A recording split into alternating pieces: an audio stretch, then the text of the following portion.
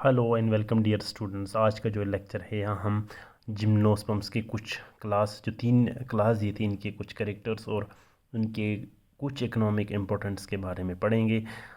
साइकोडोप्सीडा इनका पहला क्लास है अकॉर्डिंग टू के आर स्पोर्नी क्लासिफिकेशन जो उन्होंने 1965 में दिया है। तो साइकोडोप्सीडा के जो 4 ऑर्डर्स हैं टेरिडोस्पर्मेस, बेनिटाइटिल्स, पेंटोजाइलिल्स, इनसाइकडेल्स, इसमें पहले जो 3 ऑर्डर्स है ये तकरीबन सारे के सारे जो है एक्सटिंक्ट है, तो फॉसिलाइज्ड फॉर्म में है। इनके कुछ पार्ट्स हमें मिले हैं जिनके बेसिस पे हम कहते हैं कि ये साइकोडेल्स से जो है इनसे मिलता है। बहरहाल सिर्फ साइकोडेल जो है इनमें कुछ जीनस जो है जैसे कि साइकस खुद है या जेमिया है, ये कुछ ही जनरा है, इनके चंद ही जनरा। तो इसीलिए लिखा है मोस्ट मेंबर्स इनके एक्सटिंक्ट है। साइकस जो एक लिविंग फॉसिल कहेंगे। अब लिविंग फॉसिल तब कहते हैं जब कुछ जनरास के कुछ स्पीशीज़ जो है वो कम्प्लीटली एक्सटिंक्ट होगा, लेकिन कुछ स्पीशीज़ इनके लिविंग भी होंगे। बहरहाल 6 स्पीशीज़ साइकस से देखा गया है, जैसे कि साइकस रेवोल्यूटा, साइकस सिर्सनालिस तो या साइनेंसिस। ये तो यहाँ पे कुछ नाम लिखा है। तकरीबन 1 से 3 मीटर्स की हाइट होते हैं इस क्लास के जो मेंबर्स हैं। हालांकि जेमिया तो सबसे छोटा माना जाएगा। Mostly resembles with ferns. इनके जो एक्सटिंक्ट स्पीशीज़ थे वो तकरीबन फर्न्स के जो है उनसे मिलता जुलता था। इनमें क्या होते हैं कि स्टेम जो है कॉलमनर होते हैं, अनब्रांचेड।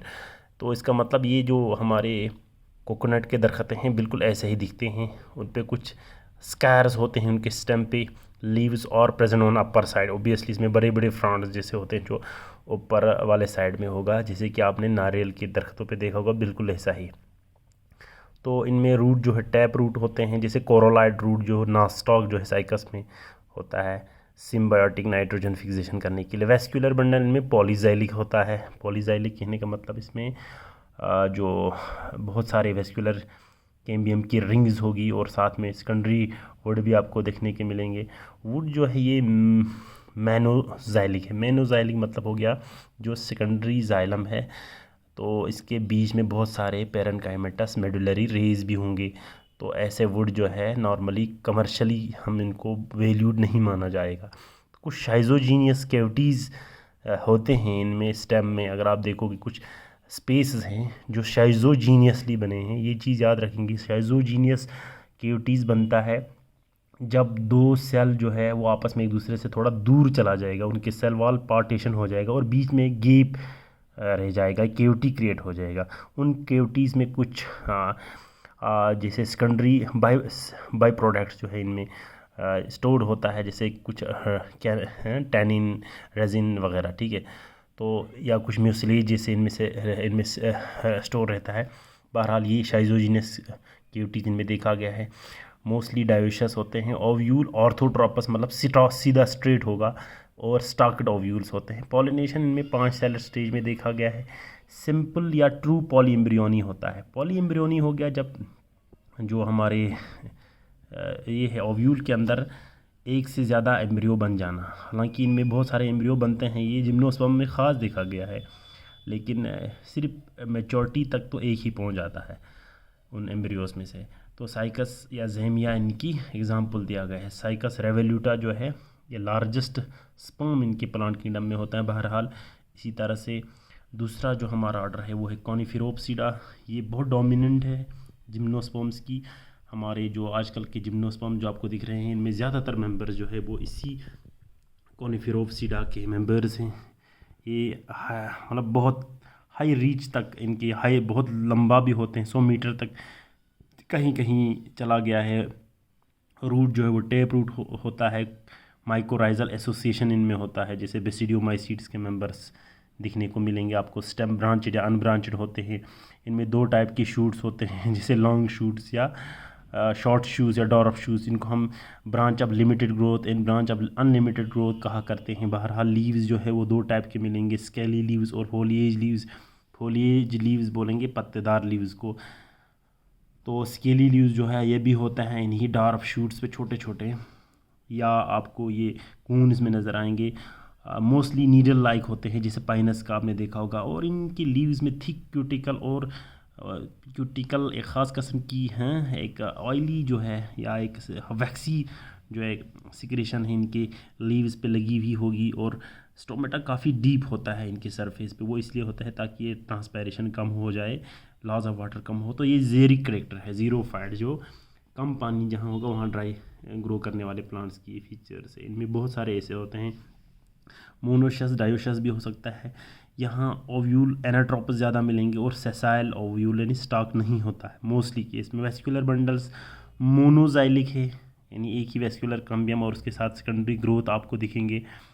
और वुड जो है यहाँ पिक्नोजाइलिक्स होते हैं, जैसे हमारे सिड्रस पाइनस वगैरह। इनमें क्या होगा कि इनकी जो सेकेंडरी जाइलम है जिसको हम वुड कहते हैं, उसमें आपको मिडिलरी रेज या पैरेन्काइमेटस जो सेल्स है वो कम होते हैं, इस वजह से ये कमर्शियली ज़्यादा अवेलेबल है।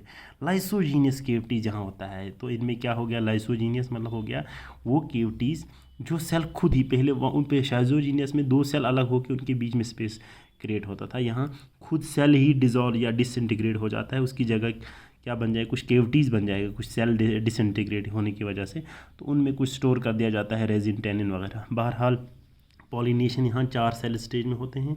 तो इनमें क्लीवेज पॉलीएम्ब्रियोनी देखा गया है। क्लीवेज पॉलीएम्ब्रियोनी कहते हैं जब जाइगोट बनेगा तो जाइगोट के ही टुकड़े टुकड़े हो जाएंगे, बहुत सारे टुकड़े, उनमें से सारे टुकड़े जो है वो अलग अलग एम्ब्रियो बनाएगा। बहरहाल ये भी देखा गया है पाइनस, सिट्रस, एबी, स्पाइसिया। तो ये हमारे सबसे ज़्यादा फर्नीचर और वुड प्रोवाइडिंग जो क्लास है जिम्नोस्पर्म्स की। उसके बाद है नीटेल्स, ये मॉडर्न टाइप के हमारे जो इनके बहुत ज़्यादा जो है फीचर जो है वो एंजियोस्पर्म से मिलता है। मान लो कनेक्टिंग लिंक है हमारे एंजियोस्पर्म और जिम्नोस्पर्म्स के बीच में। नीटेल्स में 3 जो जीनस है, एफिडेरा, नीटम और वेलवेट्शिया। बहरहाल ये जो वेलवेट्शिया है ये बहुत डीप होता है, इसका रूट तकरीबन 80 फुट तक ज़मीन के नीचे चला जाता है और ऊपर सिर्फ ये कुछ ही मीटर्स हैं, यानी कि इसका ऊपर जो वाला जो शूट होगा वो चंद ही मीटर्स है, लेकिन नीचे ये 80 फुट तक चला जाता है। तो ये इसको हम बिज़ारा प्लांट कीडम भी कहते हैं। फेडियर और नीटम, इनमें क्या होगा, टेप रूट है, इनमें भी स्टेम ब्रांचड अनब्रांचड होते हैं। लीव्स इनमें एलिप्टिकल या स्टार शेप्ड देखे गए हैं।